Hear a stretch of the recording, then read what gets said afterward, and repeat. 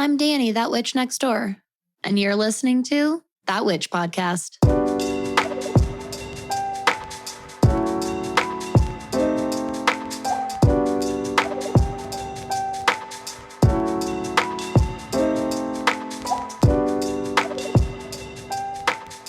Hello, everybody. Welcome to another Shadow Chats here on That Witch Podcast.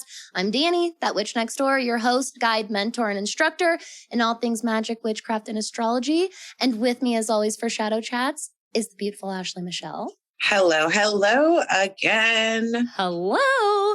This is a fun one today. Yes, it is. What is, just to dive right in, I have like 0.0 Aries. I just have an empty ninth house. I think my part of fortune's there. What's your Aries situation in your chart personally? Okay, let's see if I can remember this. Okay, so it's not my part of fortune that's in Aries. It is not my Fama. Midas is in Aries. So my Midas is in Aries, and then Aries rules my 10th/11th house that we have going on. I have a huge 11th house. I'm looking at it right now, but there's no planets. I have no planets whatsoever in Aries. Me too. Yeah. So, but my Midas is in Aries, and I'm cool with that because Midas brings the riches. So we're here for it. Exactly. So I have part of fortune. That is what it is. In 9 degrees in my ninth, ruled by Aries. Okay. Aries finishes out the tail end of my eighth, and then rules my ninth, which makes so much sense in that area of my life. So ninth house for everyone, for anyone who might not know, this is going to be like higher learning. This is elevating to philosophize concepts and understanding religion and culture. This is why philosophy. Yes, exactly. We actually psychology too, sociology. Yeah, really, a lot of these all the higher level. Exactly, any higher level education. That's why there's university, college in this area. Exactly. I would get super excited and burnt out. It took forever to finally find that's the key with Aries, in my opinion, is finding what really, truly will long-term stimulate Aries. Yeah. I'm looking that way because Aries can just be like, and I'm a Sag sun. Aries and we get along like, whoa. Yeah. But sometimes as the Sag sun, like, the more like mature out of the fire signs, I look at Aries energy as super spastic and immature. And I want to wrangle them in and be like, what's actually going on, guys? Because we're going this way and that way and this way and that way, and nothing's getting done but you bouncing back and forth. Exactly. So, exactly. And that's my college career in a nutshell. That's when Aries runs your ninth house, it runs your college career into the ground. And that's funny that you say that. So like Aries ends out my 10th house and really rules my 11th, which I feel like makes me the direct communicator that I am. Like, I'm kind of like, I'm a straight shot. Like it kind of is what it is. And I'm a little rough around the edges without much tact. And that's definitely Aries vibes. I literally remember being like young and my mom being like, Ashley, you have no tact right now. Like you're just saying stuff. Super Aries vibes. Trouble with tact. That is a huge indicator of Aries energy and Aries influence. Definitely the rough around the edges kind of loose cannon. That made me, yes. That's very Aries to me. So this is a Shadow Chats after all, so we are getting shadowy. I want to draw your and everyone's attention to a very special aspect happening at our Aries new moon. So for those who might not know, the Aries new moon is coming this Friday, April 1st. That's going to be 12:24 a.m. Mountain Time. So this is going to be April 2nd for Eastern Time. It's going to be Okay. Or no, it's not. Jeez, I'm doing the math wrong. We're at 2. It's 2:00 in the morning. Still April 1st. Sorry, Still guys. April Sorry, 1st. sorry. Okay. Sorry, not 12 p.m. Yeah, I'm being all backwards. This is going to be 2:24 a.m. Eastern time and 11. There it is. There's the time change. It's going to be on Come on. technically the 31st at 11:30 p.m. in Pacific time. Yes, I am doing that correctly. Okay. You can check me if y'all need to. But around the eve hours of Friday, April 1st, which I always find new moon that takes place during like the witching hours like that is like extra deep and dark. And just to add on to that, this is taking place at 11 degrees. And our buddy Chiron is in Aries at 12 degrees. Yeah. The sun is going to exactly conjunct Chiron that same day of the new moon. But it's going to be later on in the evening. So this is all happening Don't forget, close. Mercury's up in there too. Oh, yeah. By this point, there's a huge stellium. There's a huge stellium in Aries on this new moon. Yes. So just knowing a little bit of that info, Ash, will you kind of give us your breakdown, your take on this Aries new moon, especially taking into consideration our boy Chiron? Right. Well, first off, it's really going to have to depend on what somebody's chart looks like on how they're going to be affected by this energy, right? With, with a lot of astrology, we can make like overarching, things, we can say overarching things, but this stellium is absolutely massive. And there's some good hitters in there, right? And so with that being said, Aries is, I don't want to say a pot stirrer. Aries has a lot of energy, and this energy can go left or this energy can go right. It's never really often gray.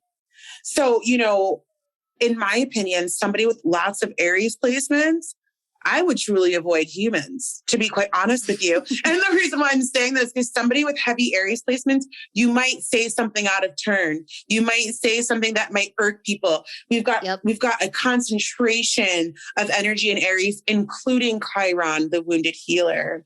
So there's lots of powers at play. And one would think that, the earth signs are going to be uncomfortable. I'm not so sure.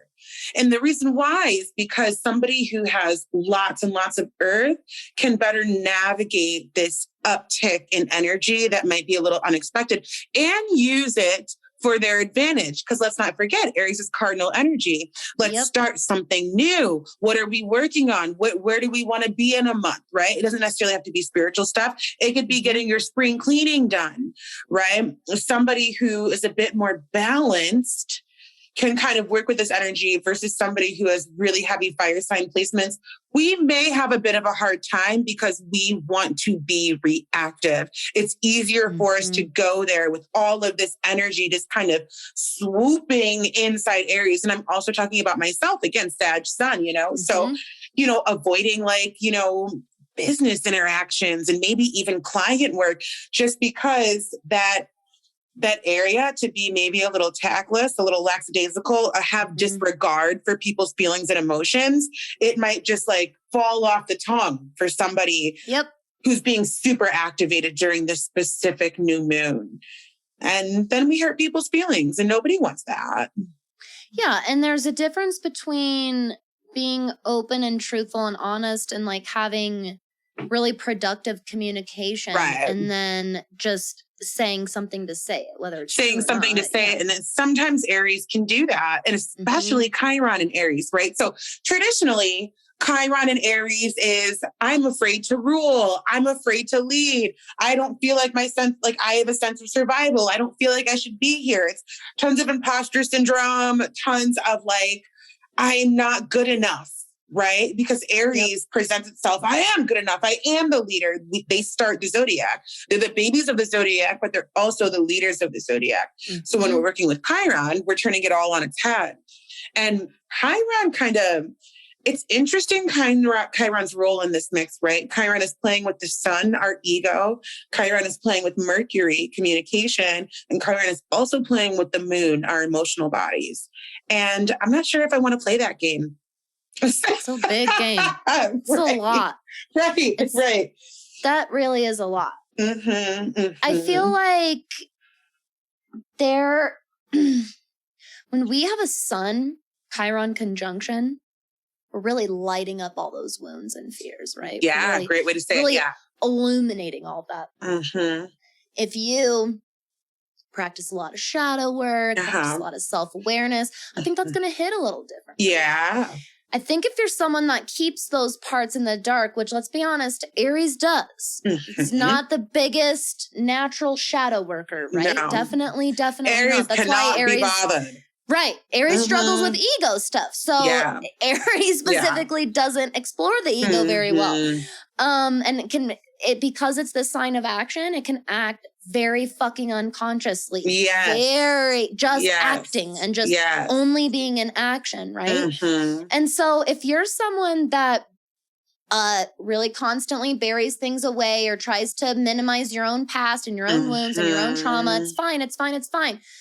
When I see the sun in Aries lighting that up, I see you lashing out at someone. Yes, exactly. That really doesn't deserve it, that has no idea what's going on in you. But because you're having those stirrings in your inner world, I really see potential lashing out. That's that spark of Aries. That's that spark of being the leader of the zodiac to me.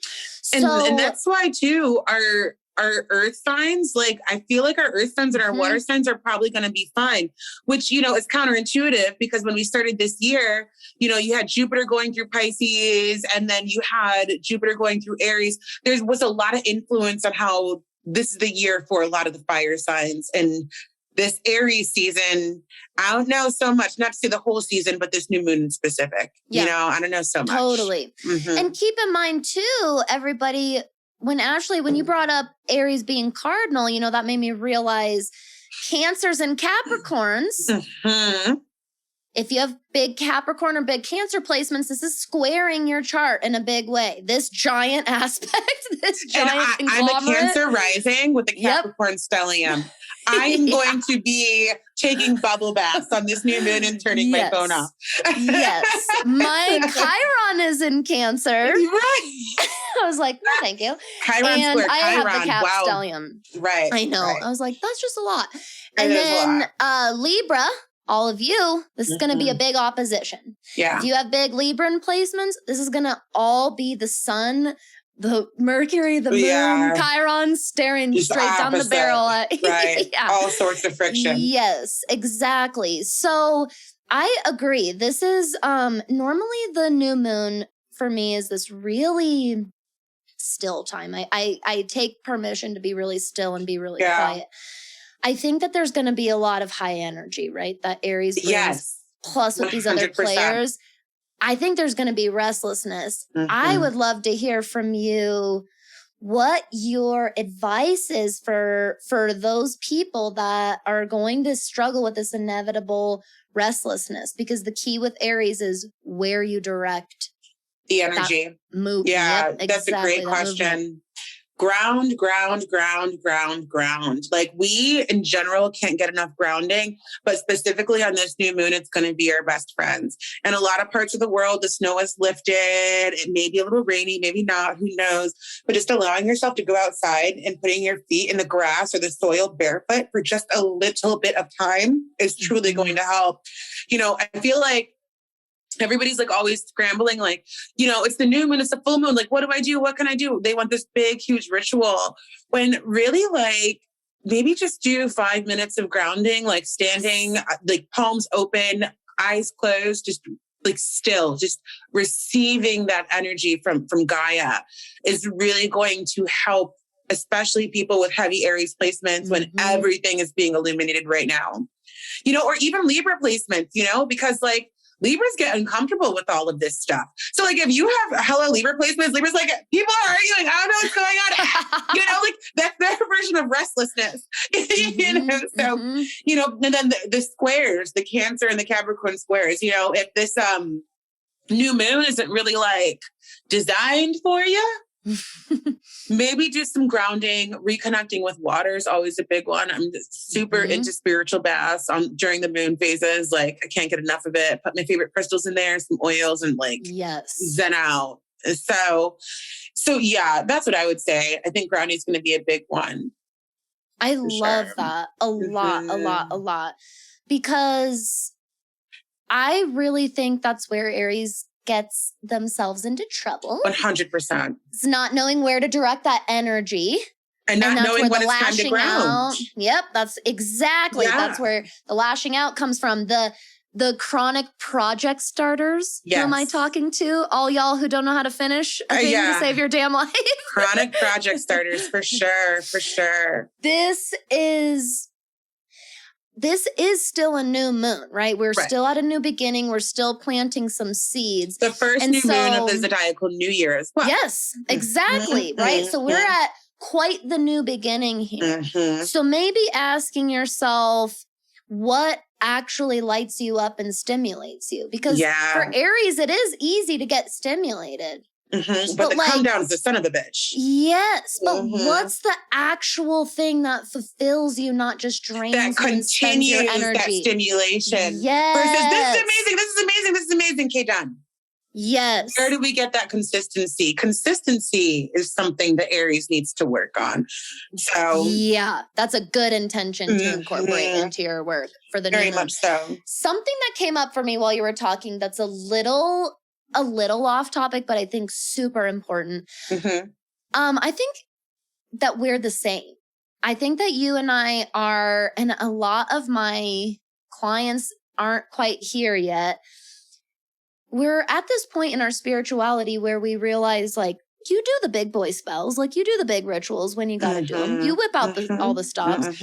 But most of witchcraft and spirituality is mindfulness work. It's the small little fucking things. It's just, and that's the thing. People are always looking for like this big, like bells and whistles. Like, how do I do? Like, when we need to, we can work on our altar with the best of them.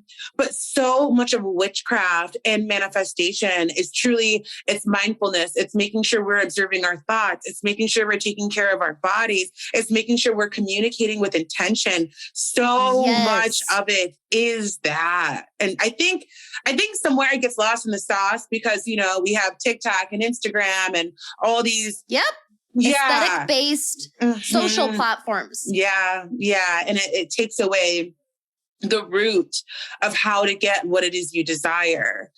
And hopefully we're fixing that one podcast episode at a time, girl. Because, and honestly, this kind of ties into Aries stuff anyways. I could easily tie this in. This is what Aries does. This is why your chronic project starters happen. Because it looks pretty. It looks pretty. Thank you. Exactly. Because it just looks pretty.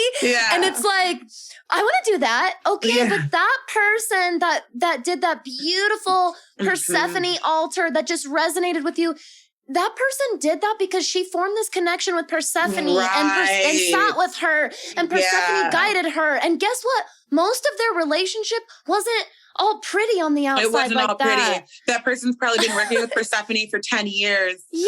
Or they have this beautiful Persephone altar. Instant gratification. It's an issue with fire signs and specifically with Aries, that instant gratification that is needed, you know? All short the payoff without span, the work. Yes, all of this. Exactly. Where the social media, this is what I want y'all to work on, especially when it comes to creativity. Social media, use that for the inspiration that it gives. It's abundant with inspiration. Abundant. Agreed. But exactly, where are you drawing some lines for yourself on what's actually authentic to you? Because I learned, it took me a long time to learn this, but I did finally learn a while ago. I do have an eclectic, like I like a lot of things that look pretty. I have an appreciation for a lot of things. But I still have my own style. I have my own authenticity, right? And Aries has to learn that. Aries energy has to learn that. Aries energy also, I think, here's the thing about Aries too. We must remember Aries, they make fantastic leaders and they have no problem saying what's on their mind, which is a quality a leader needs. But it's also about I love comparing Aries and Scorpio so much. And Same. I love it because, you know, a budding astrologer would think they have nothing in common, but then you really get into the energetics behind the signs, and like Scorpio loves doing that work to get to the top. Yep. They enjoy that grit. They want to learn about people. And when they get to the top, they thrive. Aries likes, you know, a bit more of like, what do I need to do to get there? How long is it going to take? But when they do get there, they're fantastic at it.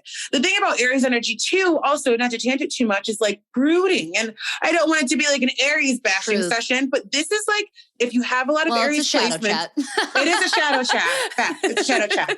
You know, it's like if you have a lot of Aries placements, you probably do your fair share of brooding and pouting. Maybe on this new moon, maybe, you know, kind of dig into the why are we brooding? Why are we pouting? Yes. And how can we fix it? And, you know, I know a lot of Aries people. I'm a Sagittarius. They come to me. So I feel very confident in saying that, not to hurt anybody's feelings. Oh, a lot came up for me during that. First of all, I also see the bond between Aries and Scorpio. Keep in mind, they're right? Yes, they're planetary siblings traditionally because Mars rules both Aries and Scorpio. Modern astrology, we consider Pluto to be the ruler of Scorpio, but Pluto's the higher octave of Mars. Right. So we still maintain that connection. Right. Do you know what I've always connected them on? And I will give Aries a little shout out here with this one. My husband is an Aries moon and an Aries rising, and I have a fat Scorpio stellium in my personal planets. And one thing that so for those of you that don't know, my husband and I have been close friends since we were 13 and 14 years old. So we've known each other for almost 20 years, and we've been together for almost 10 years. This year is our 10-year anniversary. Yeah. I know this person. This person knows me. Right. One thing that we always came back to why we were always so close is because Aries and Scorpio, in my opinion, carry rage. And they are where we learn a lot of anger as far as the emotional spectrum in astrology. And they understand each other's rage, and they don't judge rage. You will never find an Aries judging someone for losing their shit and popping off. That's very true. They're going to say, why didn't you do it sooner, boo? Yes, they're going to be like cheering you on in the background. That's what I do love about the Aries, man. Yes. They will go toe to toe if they feel like they need to. Yes, that's something he and I have always connected on is we bond over shit talking. We like go at it. Like we say whatever the fuck we need to fucking say because we can trust each other. I'm not Scorpio. He's Aries. There's a confidentiality there. Like there really is. And I think a good intention for this new moon is going to be to look into your rage and anger. And if you have shame around that, what is that? I would love to hear from you, Ash. I find that in the spiritual community, we bypass the living fuck out of anger. And it pisses me off, not to be too ironic. What are your thoughts on anger as a coach? Honestly, when it comes to all of this stuff. Yeah. Oh my God, that's a fantastic question. First of all, I agree with everything you were saying between Aries and Scorpio. I'm just here for all of that. And we do bypass anger in the spiritual community very much. Like we pretend not to bypass shadow work. Like, you know, it's like these days on the spiritual platforms, shadow work is like, oh yeah, I do that. I'm doing my shadow work. It's a buzzword, but it's like, no, are you really confronting your motherfucking demons? Are you really counting every single reason why you blame parents for why you're so fucked up? Are you really taking ownership for the reason why your relationship failed? Or those weird thoughts why somebody might think they're a bad parent? Are you actually doing the shadow work? Are you really looking at the envy that you have in somebody else and wondering where that comes from and why you might feel less than? That's the shadow work. And a lot of people are like, oh, I did my shadow work. I held the Tower card for a little bit. And I'm like, well, when you're doing shadow work, here, to give you all an idea, when we do shadow work sessions in my work and my clients, I literally assign self-love and grounding and gratitude work for like a week after a real shadow work session. Because it should probably stir your shit up a little bit. And it should stir in a good way, you know, like shadow work shouldn't be scary, but the point of shadow work, and I know we're probably tangenting, but whatever, the point of it is for integration, right? The only way we can become the best version of ourselves is to acknowledge every single part of ourselves. And I think because it's such a buzzword, people aren't really giving it the attention that it needs, because it can be scary and off-putting, and who wants to go there? I do, sign me up. But to go back to the anger thing, and I think anger is healthy. And, you know, I think it's really healthy. I've never really been a person to bite my tongue, you know, like I've always been like, you know, what you're doing is making me feel this way, or what I'm doing is making myself feel this way. And I really want to feel that way. Like the way that I just don't really bite my tongue. And I feel like, and I know some of my clients are listening here, I feel like I create space for my clients to feel like it's okay to let out those emotions. Maybe they grew up in a household where people didn't talk about those emotions. Maybe they don't even understand their own anger or rage around certain topics and ideas. I mean, we could go on and on about why anger is misunderstood, right? But I do think anger is healthy. And I love what you were saying about how like Scorpio and Aries, they do give you this permission to feel rage, to feel frustration, to feel those emotions that are a bit harder to work through and navigate, those emotions that we've directly been told by society we shouldn't feel. Or if we feel them, we feel them in private where nobody's looking, and we tell nobody, right? Rage in general, if it's not addressed, can really turn into some deep shit, whether it's self-harm, whether it's blowing up on your partner, whether it's breaking shit, whether it's neglect. If you truly don't like dig deep into feelings of anger that you might have for whatever reason, you know, it can definitely, I don't know, it can turn into a thing that is long lasting. And then all of a sudden you've learned how to deal with your anger and rage and resentment in a way that is not healthy. And it becomes this pattern, right? This pattern. And this is just what I do. This is just how I deal with it. And like I have like 18 glasses of wine every night because it's how I deal with it. You know what I mean? So, you know, and a lot of people drink their feelings, including their anger, rage, and resentment. And it becomes this huge, huge problem. And in my own spiritual development, me holding space for other people to feel angry has helped me and my own spiritual development to direct anger that I might have and be like, you know what? I'm really angry when this happened at this time, but I'm going to tell that person that pissed me the fuck off. You know what I mean? Even, and especially too, the feelings of anger and resentment when you feel like you're silly for being angry. I think that is a big thing.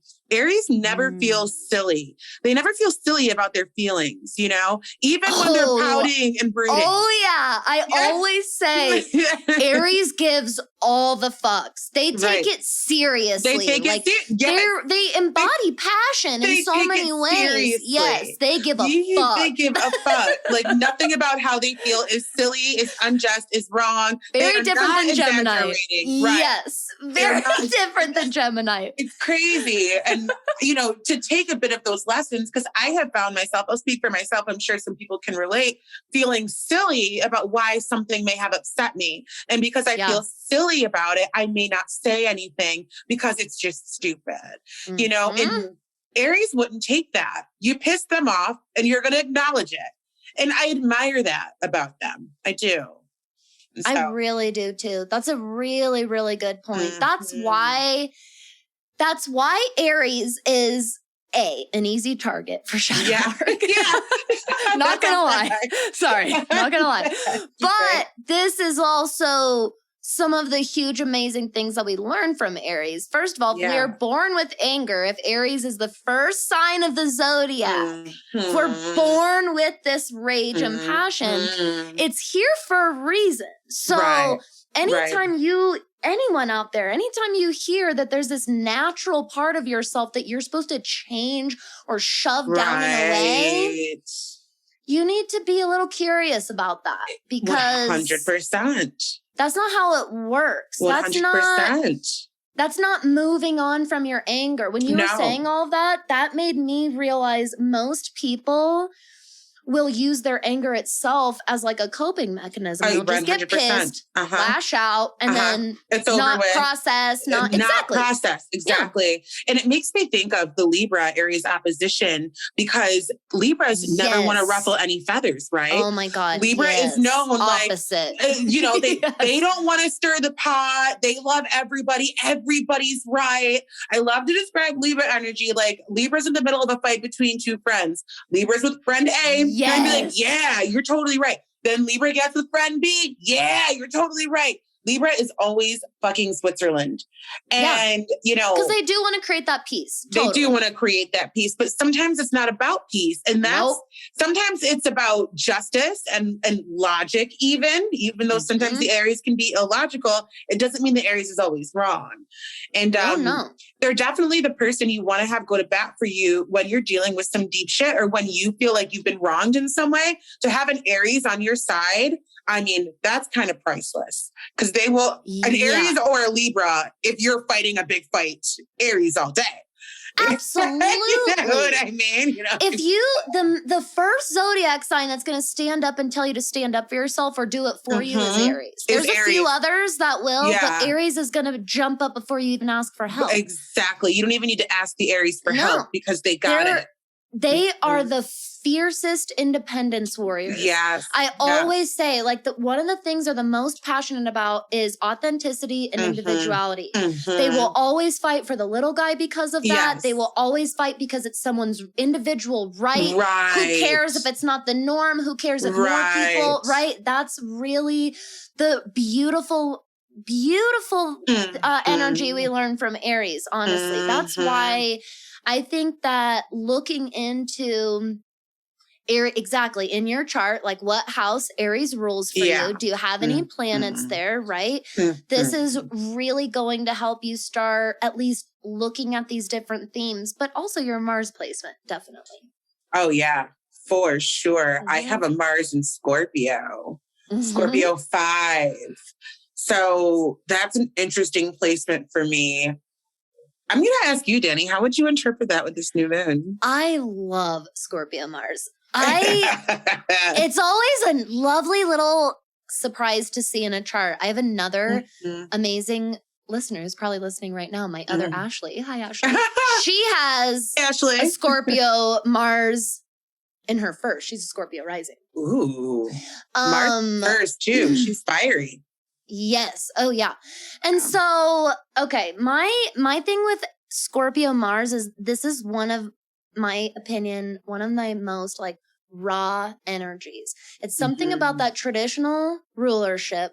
But when you put Mars in the placement of Scorpio, there is rawness there. That's how honest, that's how upfront and authentically acting, right? Yeah. Without even really having to think about it. Yeah. I find Mars and Scorpio placement to be an extremely intuitive placement. I can see that, yeah. I've always told people Venus houses a lot of our intuition and Mars houses a lot of our instinct. And they're very similar concepts, but they are different still. Our instincts and our intuition. And so when you put this like very omniscient, occult knowing and understanding, right? Scorpio, the self-transformer and self-regenerator, and put it in the role of the just fuel, right? Just the drive and fuel of your chart. Yeah. I see somebody who acts without having to think as much. Yeah. Aries Mars, you don't think, or you do act without thinking, and you need to do that a little more. You need to think a little bit more. I see the difference. Because you're probably, do you see what I mean? I see the difference. Yeah, 1,000,000%. Scorpio brings in that right-brained energy, that feminine energy, that intuition that really makes our instincts come to life and work for us. Right. That's how I always see Scorpio Mars. It's also an extremely just so everyone knows, very sex positive sign, very open much and so. non-judgmental. Yeah, about super sex anything positive, to do. guys. Yep. Just so you know. I think that combo, I always see them as some of our like pioneers in the sex positive industry. Yeah, honestly. no, it's super true. I've been toying with, you guys are going to die. I want to learn the pole like aggressively. Oh my God. Like yes. I want to be able to do those pole tricks. That's when a they're perfect Scorpio Mars. Dude, yes. they're like walking on air. I need to learn that. So 2023, because 2022 is already jam-packed with activities. Real busy. 2022 is already busy, but 2023, I'm going to like put a lot of energy in learning the pole. Oh my God, I love it.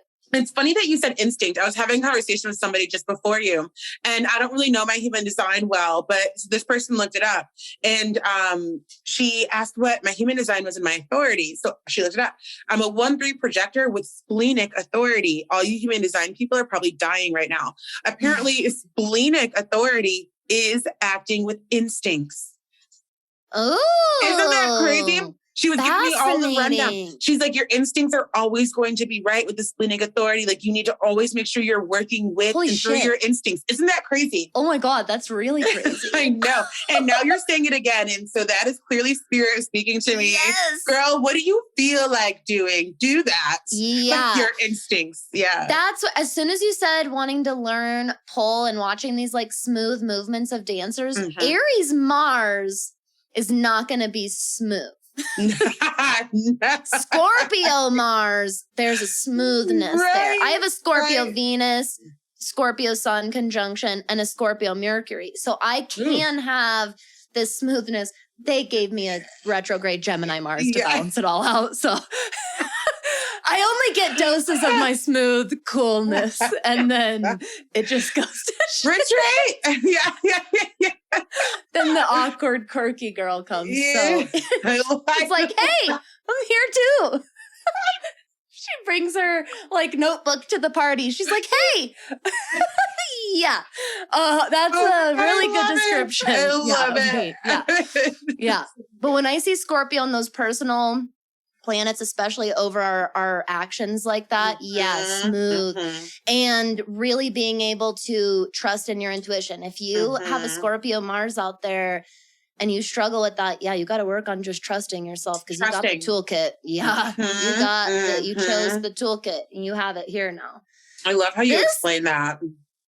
Good. I was going to say, how does that resonate for you? What do you think? Like nail on the motherfucking head. Literally, it's just being instinctual and highly intuitive, and all of it just resonated so well. That smoothness that you might not see with Mars and Aries. Again, not that anything's wrong with that, but we must remember the zodiac. It's evolutionary. Yeah. So, by the time we get to Scorpio, we picked up a few things. We've had some experiences, you know what I mean? Exactly. And so that's why we say that, I thought it was fantastic. Loved it. And thank you. Yay. You're so welcome. I just love these. I would love to know, just to round us out for the day, what your kind of end of all of this advice is kind of for everybody. Taking all this in, how would you kind of leave everyone? It's okay to be angry, number one. Absolutely. It's how we express that anger is where this new moon work sort of comes in, right?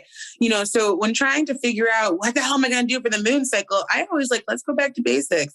We're working with the new moon, So we grow in the new moons. We build the new moon. So what are you sort of looking to build or to add on to your product suite of personality, right?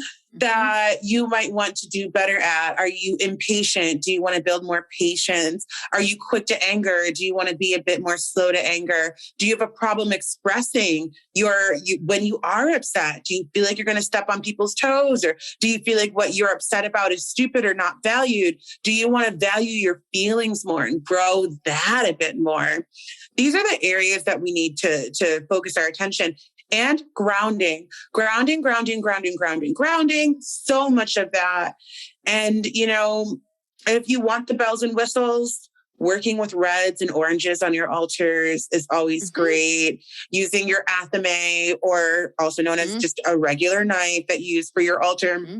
And carving these sorts of keywords we've been talking about today inside of your candle, lighting that down as you're writing, lighting that and letting that burn down as you're writing your intentions. Super easy, super quick, super effective. If you want to do that. And working with carnelian or red jasper. Also smoky quartz. Smoky quartz is great because the grounding. Yeah. You know, and the negative absorption. And that the would negative really absorption. help with anger a lot. If you're working through ragey stuff.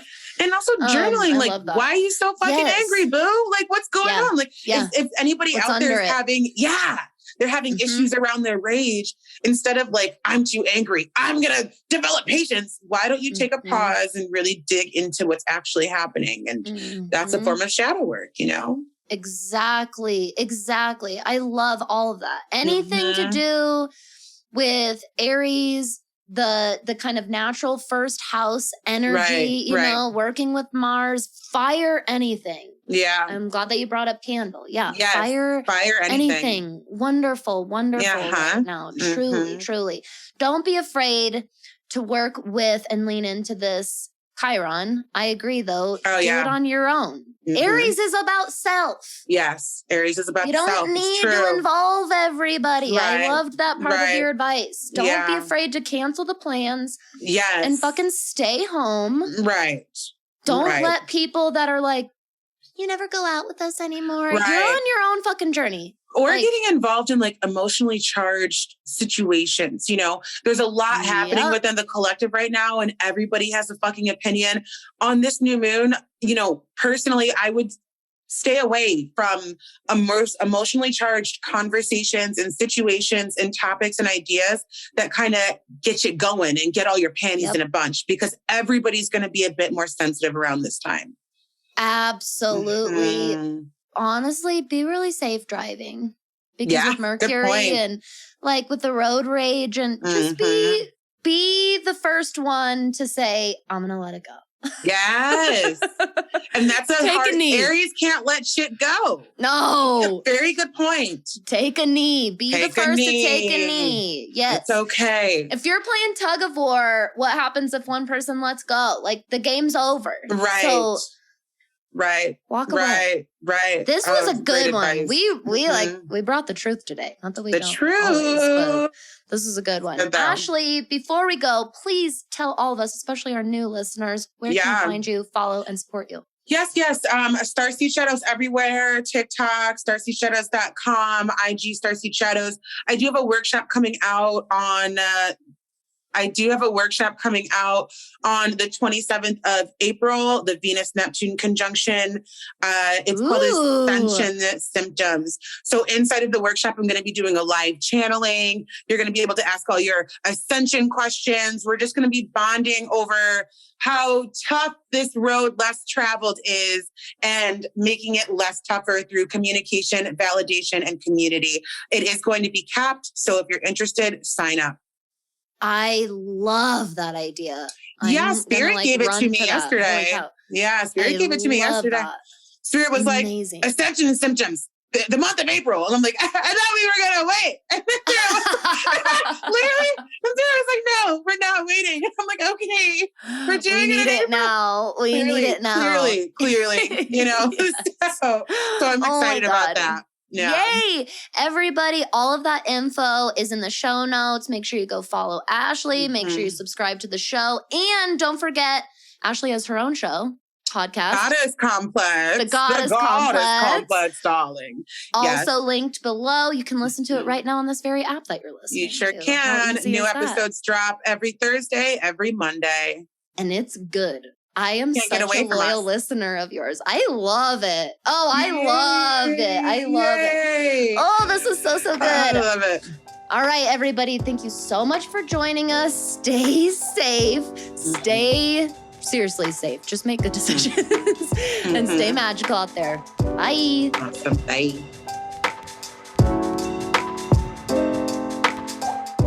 Hey, magical human. Thank you so much for listening to this episode of That Witch Podcast. If you want to support the show, the best way to do that is to share with a friend or give a shout out on your social media. You can also leave a 5-star rating and review on both Apple and Spotify. And if you can't get enough of all of our witchy, magical content here in the neighborhood, you definitely want to make sure you're subscribed to my email newsletter, That Witch Gazette. It's a really fun, really convenient, one-stop shop to stay up to date on all of the news and happenings here in our neighborhood. If you have any questions, suggestions, ideas for the show, or if you'd like to sponsor an episode, you can send me a message at thatwitchnextdoor.com/conjurethatwitch. Thank you so much. I'll see y'all next time.